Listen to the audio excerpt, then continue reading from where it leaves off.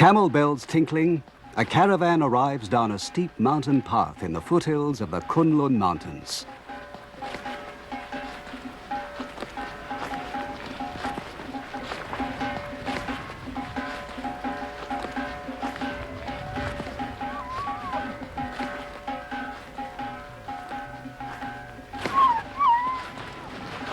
The loads of the camels are not ordinary rocks. They're jade from Kunlun, which has been famous in China throughout history. Today, they get the jade by digging shafts in the mountainside. For more than 2,000 years, jade has been collected here for carrying to the capital of China, far to the east. For the Silk Road didn't only carry silk, it also carried jade.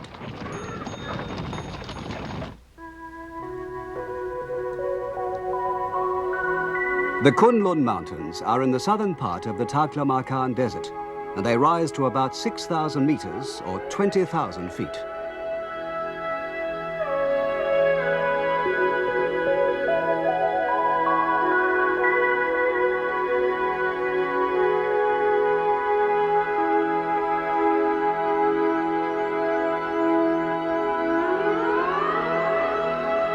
Deep in the mountain lies hidden the mysterious jade, which the Chinese have always regarded with awe.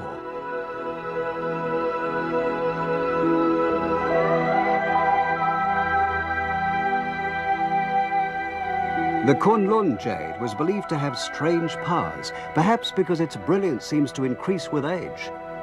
Chinese people have always loved to make things of jade. They believe that if you wear jade, your mortal body will not die, but be preserved, so its spirit can one day return.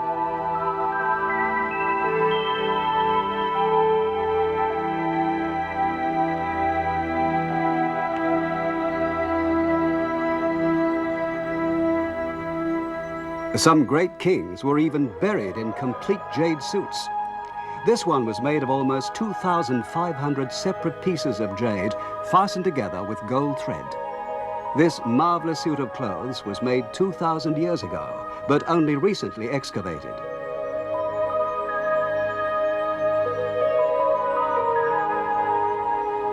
We can see plainly that the people of the past loved jade as much as they do today.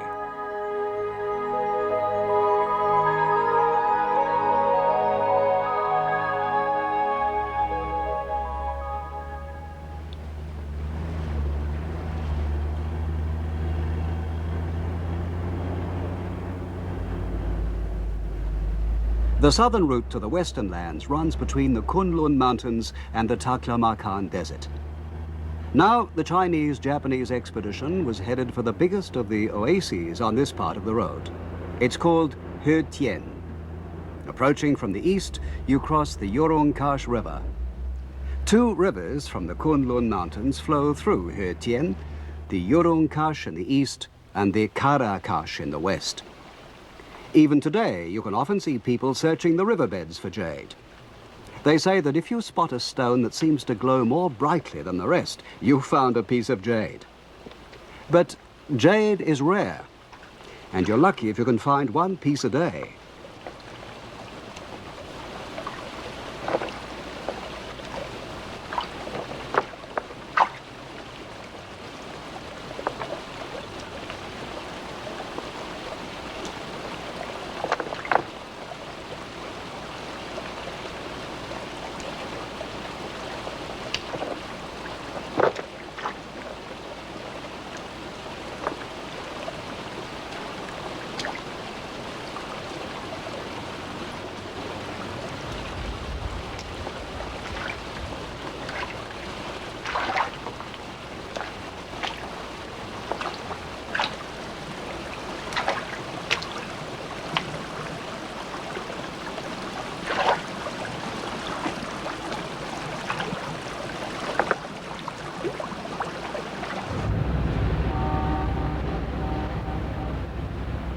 We crossed the river and came to Khotan city.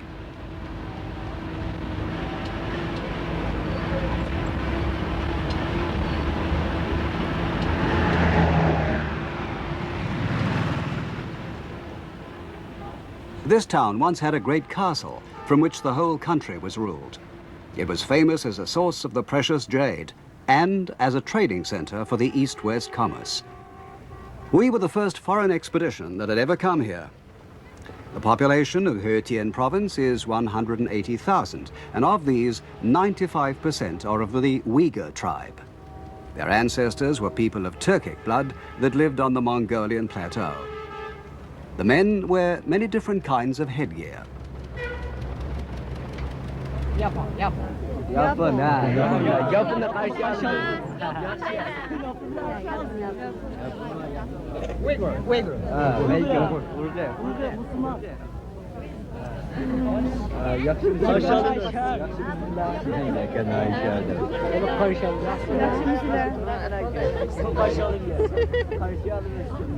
The women wear colored scarves and rings in their ears. They're all Muslims, and they're a cheerful, simple people.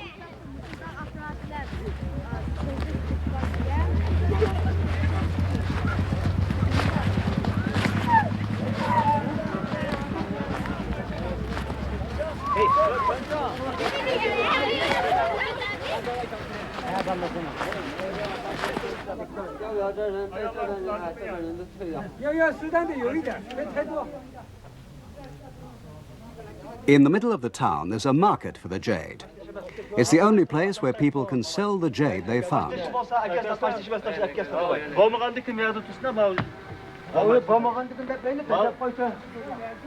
This isn't jade, it's just ordinary stone. Take another look. It's very heavy.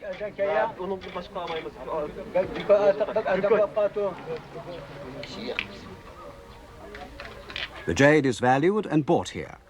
The valuers are working for the Khotan Light Industry Office. This one's only poor quality. It's only worth 3 yuan per kilogram. Come on, you can do better than that.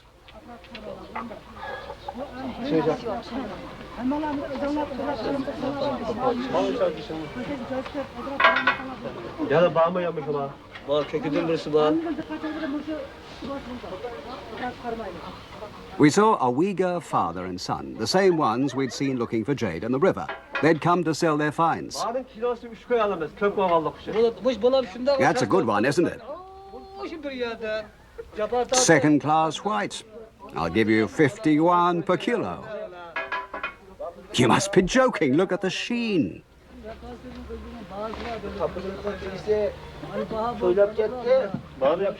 Sorry, the price is fixed by the government.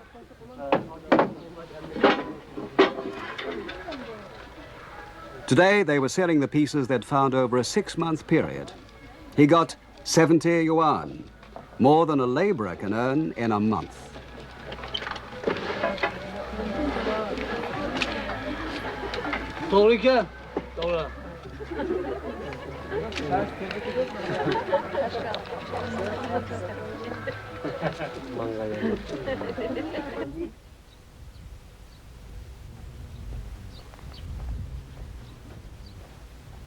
The jade, which was traveling eastwards, and the silk, which was going westwards, were of the greatest importance to Khotan.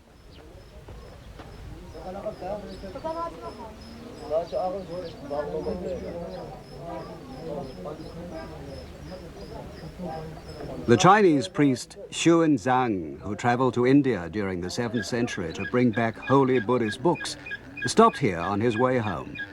He wrote, "This area has good land for growing grain, and fruit is also plentiful. The people wear clothes of silk and cotton, and they're very clever at weaving the silk, and also at making rugs."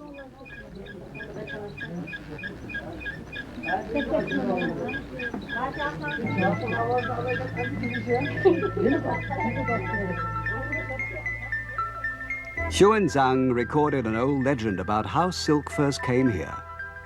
In the old days, it was forbidden to take silkworms out of China. But the king of Khotan wanted to make silk in his own country, so he asked the Chinese princess, who was to be his bride, to bring some cocoons with her.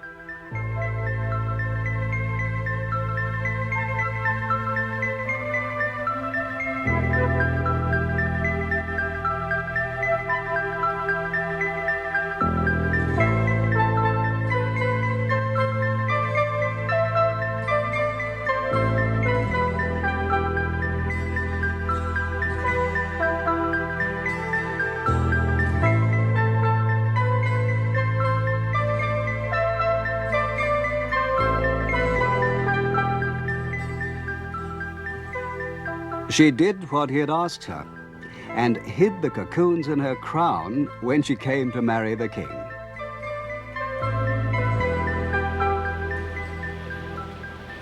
It's not known exactly when sericulture came to Khotan, but the legend suggests that the art was imported from China at a very early period.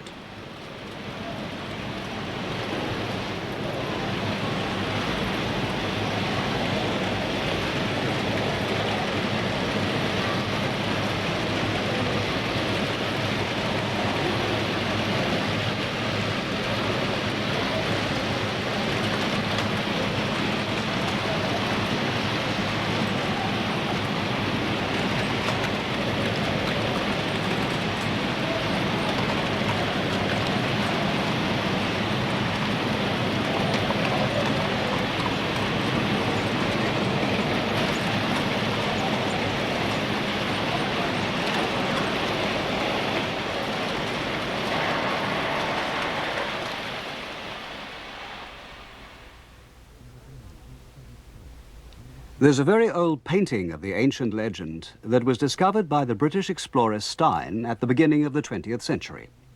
He found it in the ruins of a Buddhist temple at a place called Dan Dan Oilik, about 100 kilometers or 65 miles northeast of Khotan in the middle of the desert. You can see a servant girl pointing to the princess's crown where she's hidden the silk cocoons.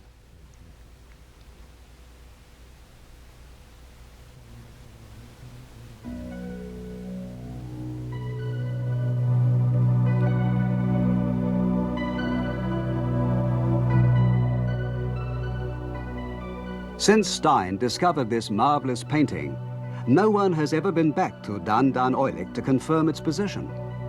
In the Uyghur language, Dan Dan Oilik means either the house of ivory or the house with an ivory treasure.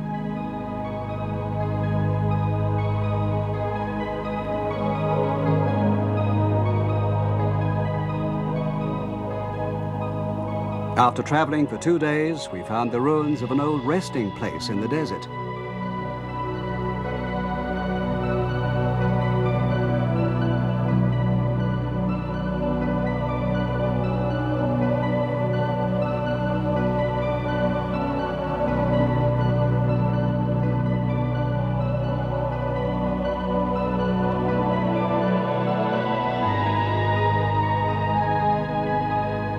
We found the remains of an old well, a few desert plants, and the ruins of a number of walls made from sun-dried bricks.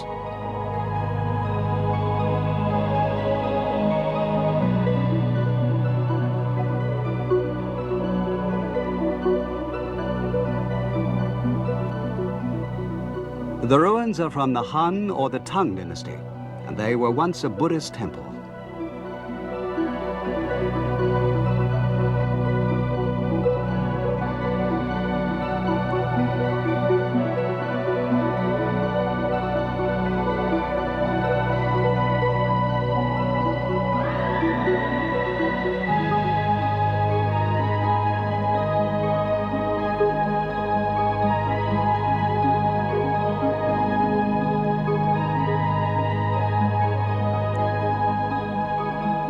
On a low hill, there are the ruins of a stupa, a sort of pagoda.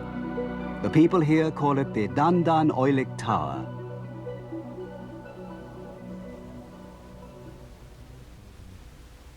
The temple had more than 300 priests.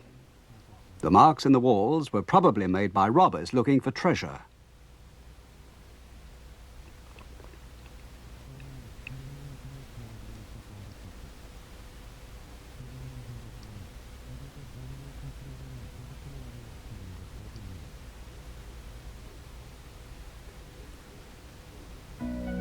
This painting of a king of Khotan is from a mural at Dunhuang.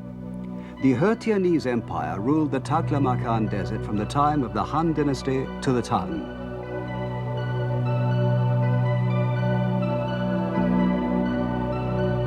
In the painting, you can see that the king is holding an incense burner made from jade. The fresh green color of the jade, the color prized most highly by the Chinese, shows how rich and powerful he was.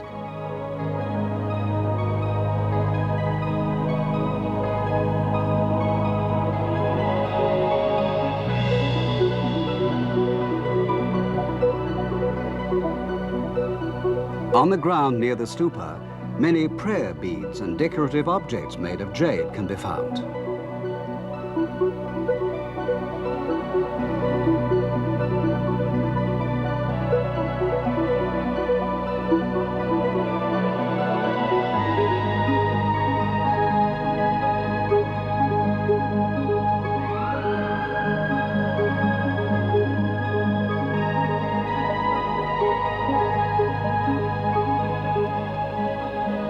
This tiny image shows two monkey-like beings with tails embracing each other. It's a common motif of early Buddhist sculpture.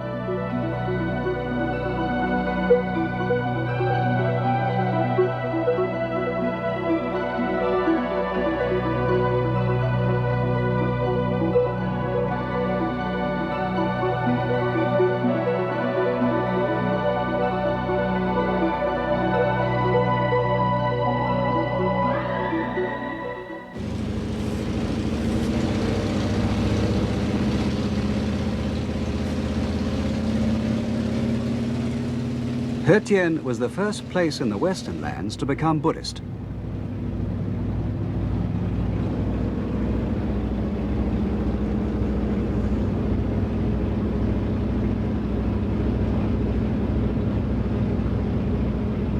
But according to Stein's map, the Dandan oilik he found wasn't here, but deeper in the desert, about 50 kilometers or 30 miles away.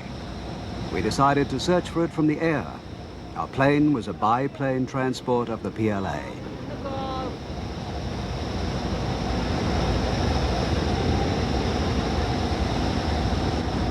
Stein traveled north from Xi'an city along the Yurong-Kash River, and then eastwards from the point it joins the Kara-Kash River.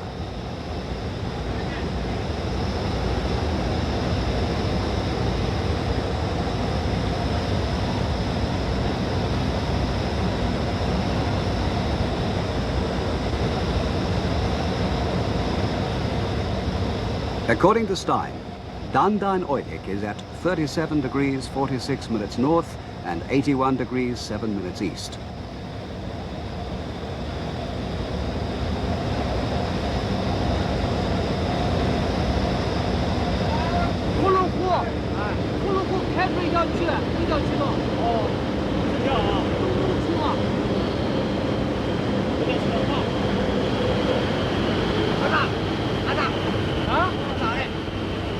About 40 kilometers north of Xi'an, or 25 miles, we found the ruins of a temple called Rawak, which has the biggest stupa on the southern route of the Silk Road.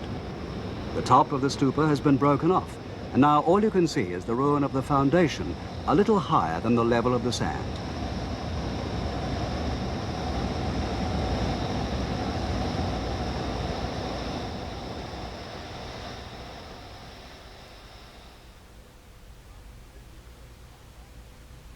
This is a photograph Stein took of Rawak Temple in 1900. There were more than 80 figures dressed in robes carved on the walls, but their heads had all been knocked off. Stein thought this had probably been done by Muslims, who have a religious prejudice against images.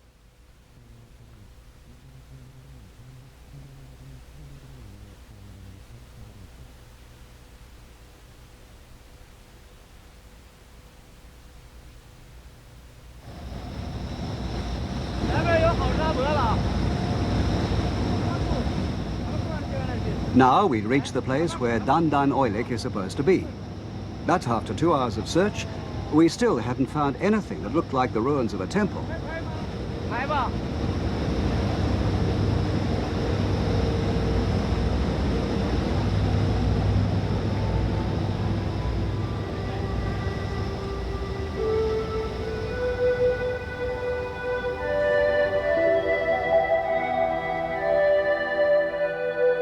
But we did find this crescent-shaped ruin half buried in the sand.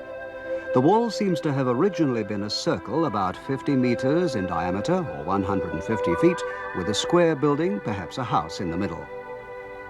One archaeologist thought that the circular wall had probably enclosed a field.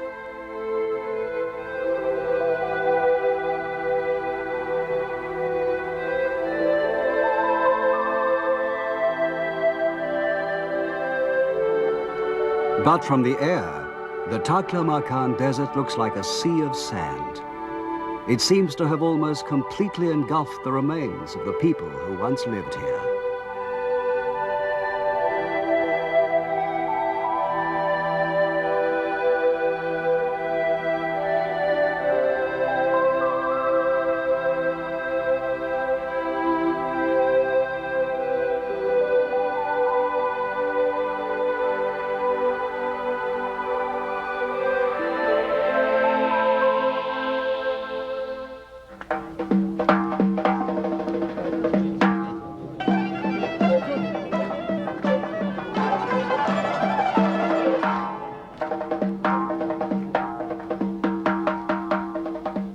Artists of the Xinyu song and dance troupe are performing the silk dance.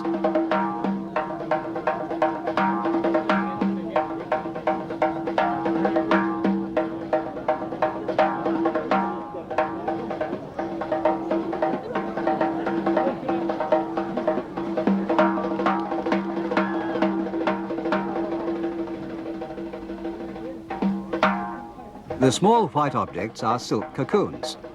Most of the 56 people's corporations in today's Xi'an are involved in breeding silkworms.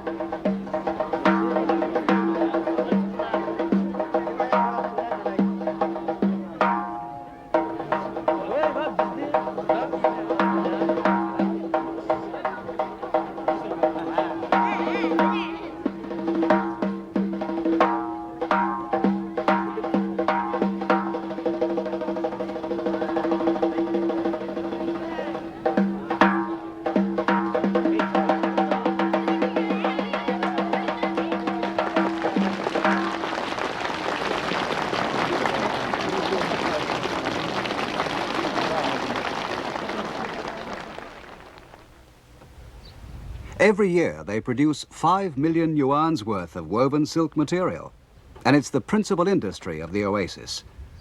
The people are very proud of their produce, and when they talk about silk, their faces light up.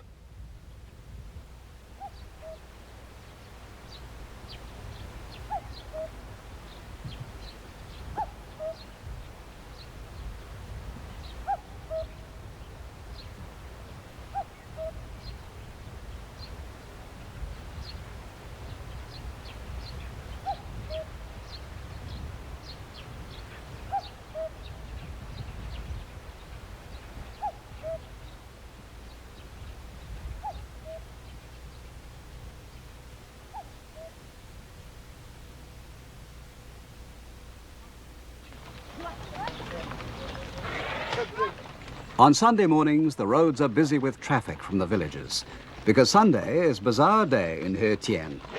People come from the Kunlun Mountains and from the next oasis across the desert to buy and sell.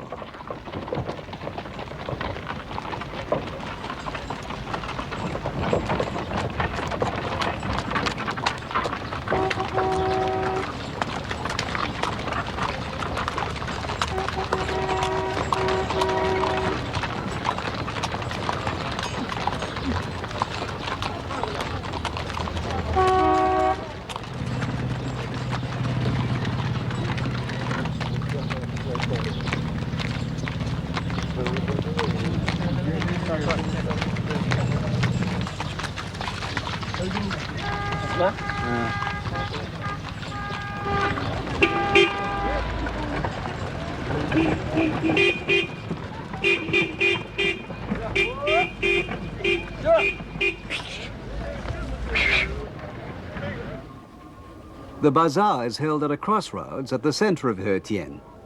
On the road leading from the east to the crossroads, there are lines of stalls for about 500 meters, a quarter of a mile. By noon, it's so busy it seems that everybody in the entire town is there.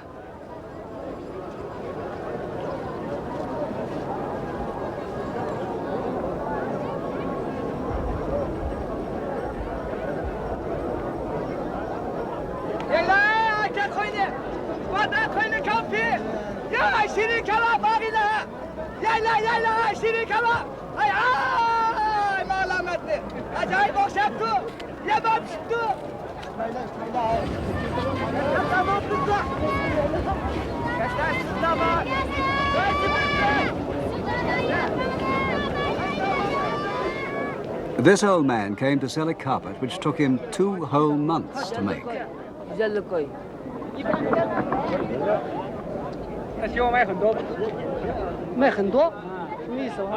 The shoe shop is a popular place with young girls. But there are many other kinds of shops as well, including government stores, people's corporation shops, and privately owned stalls selling food and handicrafts.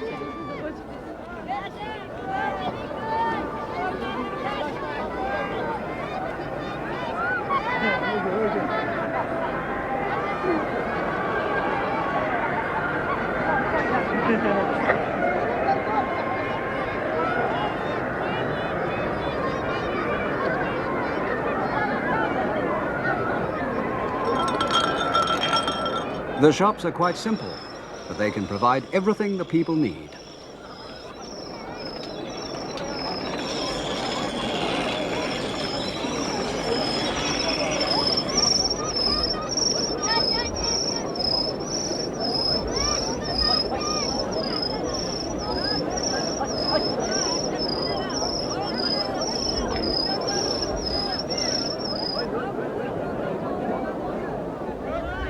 Here you can buy spices for cooking mutton. Each bag is full of a different spice, and there are 97 of them.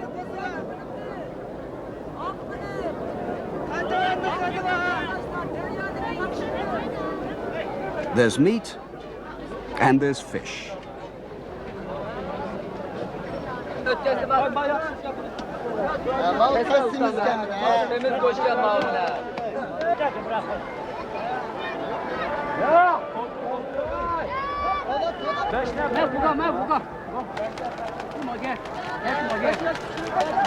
These skewers are not of chicken, as they would be in Japan, but of mutton.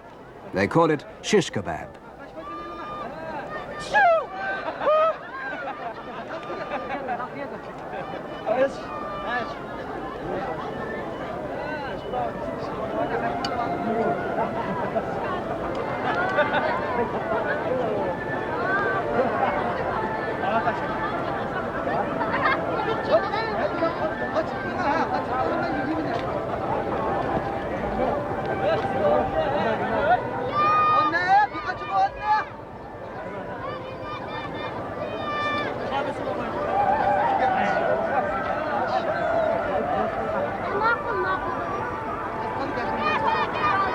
The Uyghur hats are so colorful, they sometimes look like bunches of flowers. This one's too small, I can't get it on. It's a woman's hat. What? A woman's hat? Is this yogurt? How much is it?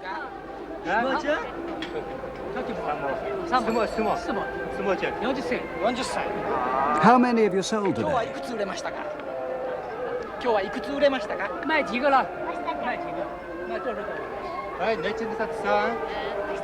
Only one.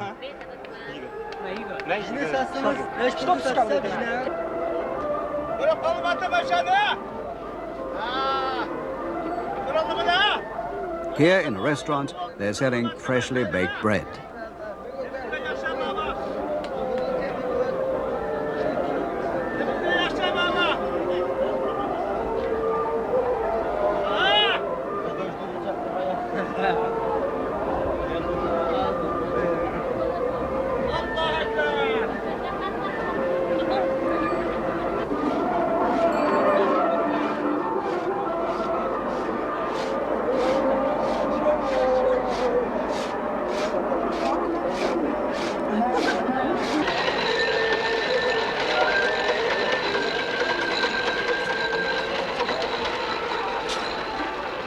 Excuse me, can I talk to you for a moment? Where did the ice come from?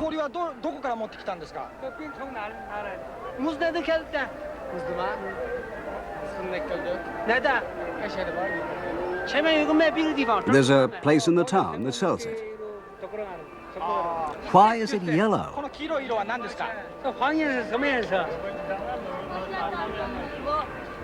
It's made of egg.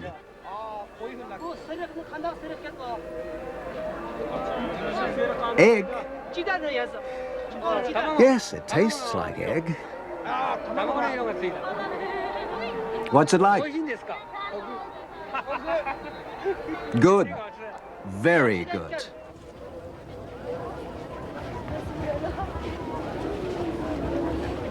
They say the people of Khotan like to come to the bazaar whether they want to buy and sell or not.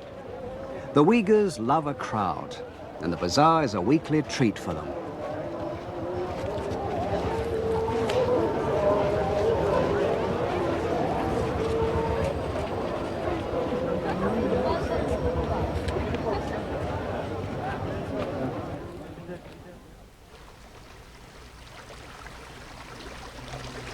It's afternoon, and although it's still only May, the temperature is already almost 30 degrees Celsius, 80 degrees Fahrenheit. Here at the Oasis, everybody takes a siesta until 2 in the afternoon.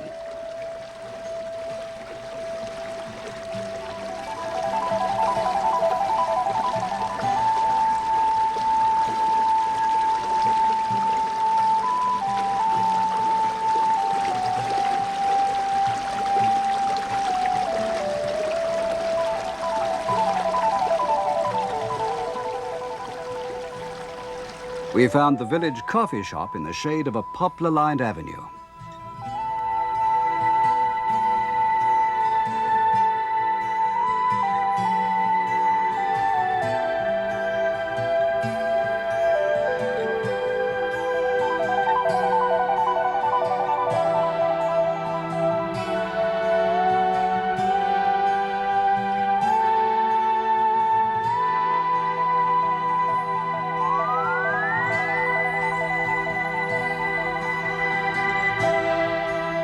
The small stream and pools are important water supplies for the people of the Oasis. Everybody uses this water for drinking and for washing.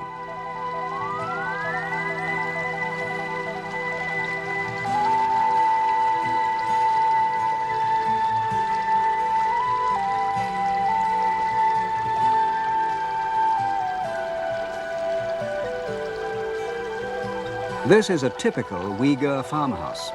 You go through 2 doors into a sort of courtyard which has a roofed walkway around it.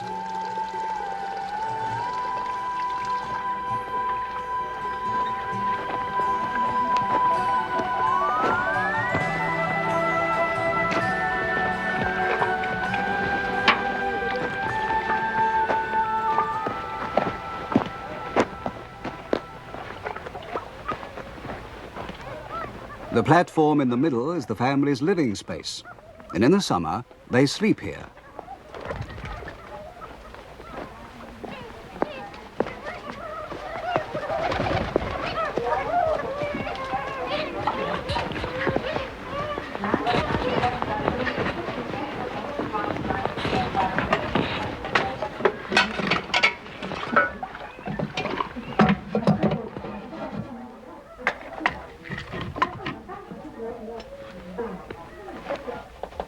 That's one of the advantages of living in the desert.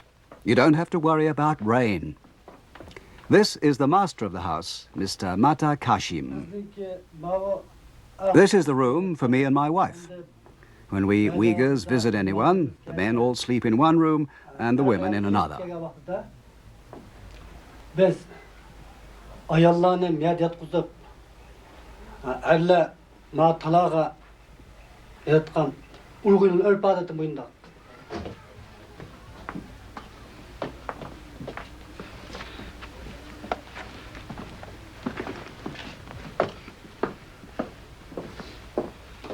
This room belongs to my 2 daughters. The older is 19 years old, almost old enough to be married. My wife and I are trying to get used to the idea.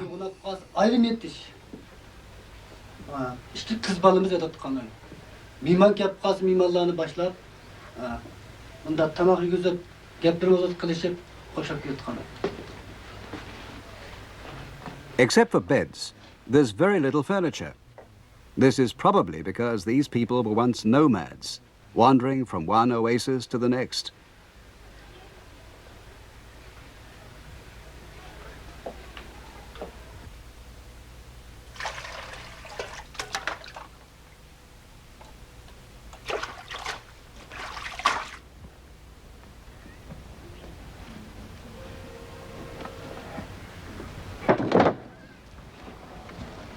That was a big lump. Where does the ice come from? The river?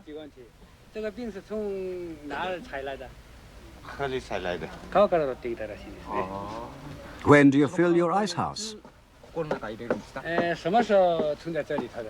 In the middle of January. Ah, in winter time.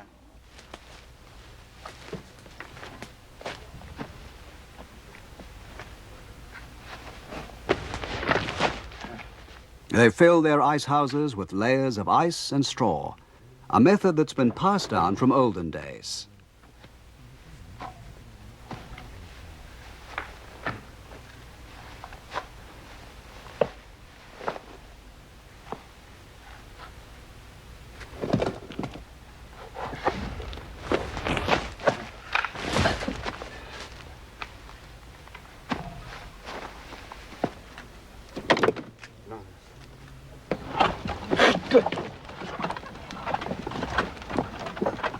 The ice was being taken to the Silk Research Center. They need it to keep the silkworms cool.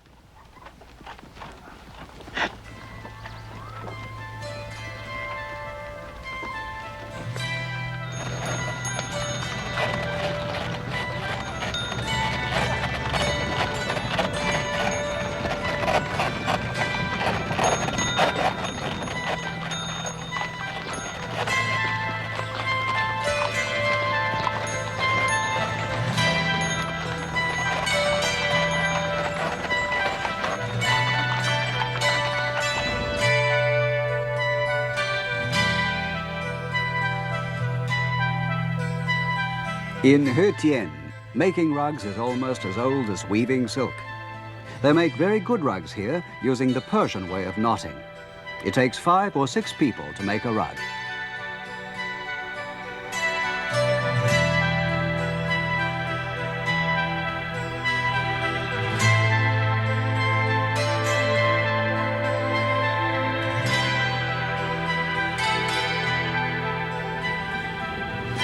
They use several hundred dyed woolen warps for each rug. The different colors are knotted into the design bit by bit.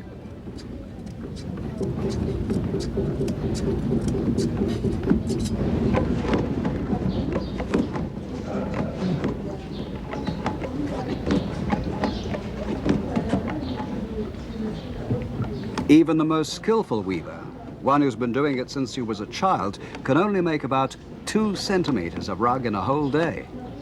It's work that needs the utmost patience.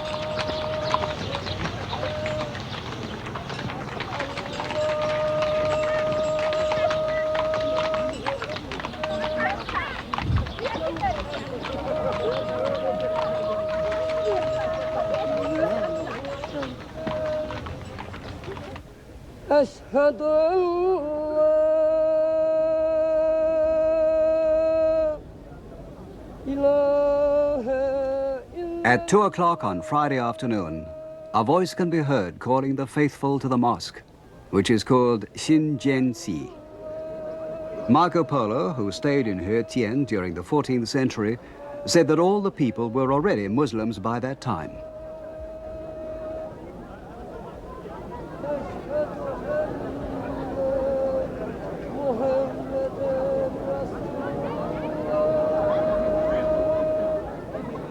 But Khotan was originally a Buddhist country.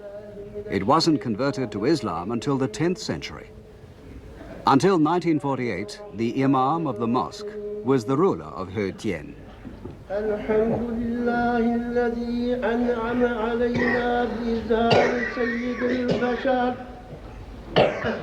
وقدر ولادته في هذا الشهر الشريف الأزهر. In China today, there is freedom of religion, and more than 5,000 people often attend the mosque on Fridays. But all the worshippers at the mosque are men. Women Muslims don't go to the mosque, but pray at home.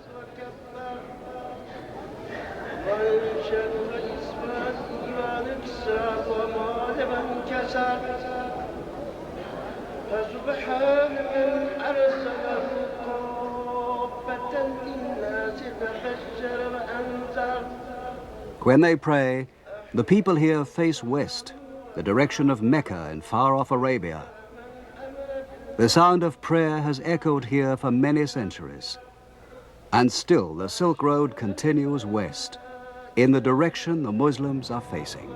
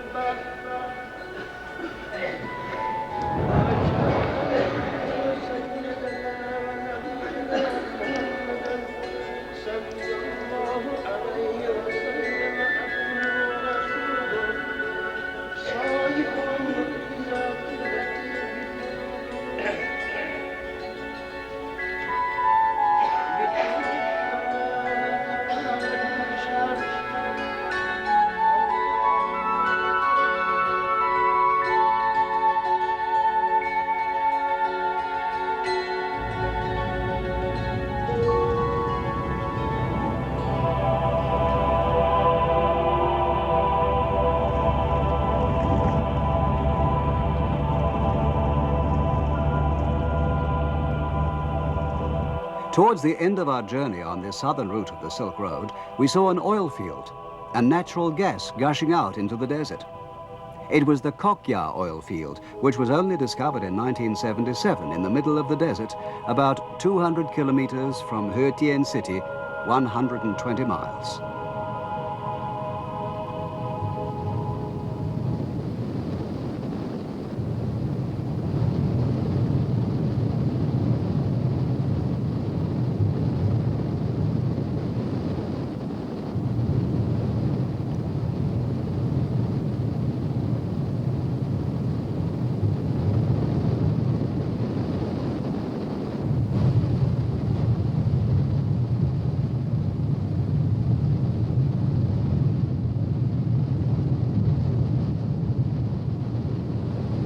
They're still making test wells, and of the 18 wells they dug, 3 produced oil. Now they're making tests to find out the size of the reserves.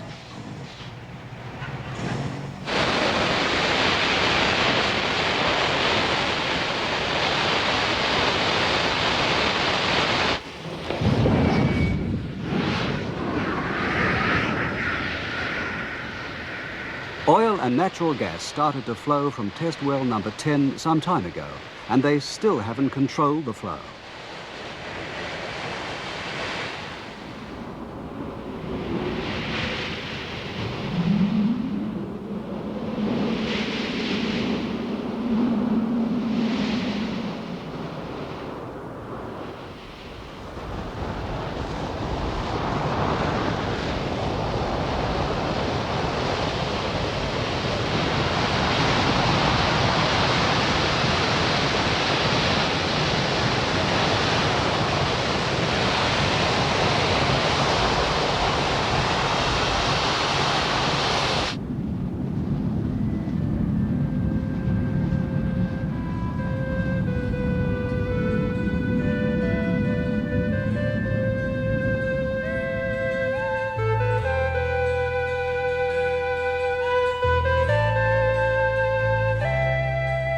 This southern route is the oldest part of the Silk Road, and it was opened up to carry silk and jade.